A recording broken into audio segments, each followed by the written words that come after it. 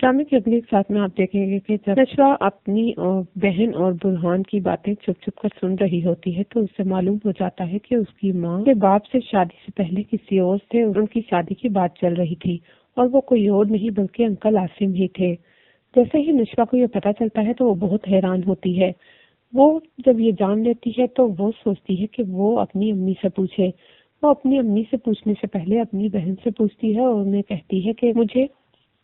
Uncle Asim کے بارے میں ضروری معلومات لینی ہے۔ وہ امی کے فرسٹ کزن ہیں اور ہمارے ساتھ ہی رہتے ہیں، لیکن پتہ نہیں کیوں ہمارے ان کے ساتھ اتنے زیادہ ریلیشن نہیں ہے، اتنا زیادہ آنا جانا نہیں ہے، اور ان کے بیٹے کو بھی ہم نہیں جانتے تھے، یہاں تک کہ مجھے اب پتہ چلا ہے کہ میرے ساتھ برہان اصل میں ان کے بیٹے ہیں۔ کیا عاصم انکل اتنا زیادہ چاہتے تھے میری امی کو؟ وہ اپنے آپ سے ہی یہ سوال کرتی ہے اور اپنی بہن سے بھی یہ سوال کر ڈالتی ہے۔ اب نشوہ کو اور بھی زیادہ سسپینس کریٹ ہونے لگتا ہے کہ وہ اپنی امی کے اور انکل عاصم کے رشتے کے متعلق کوئی نہ کوئی معلومات ضرور حاصل کرے۔ وہ سوچتی ہے کہ اسے خود بخود ہی اپنی امی سے بات کرنی ہوگی، ان سے پوچھنا ہوگا، لیکن اس کی بہن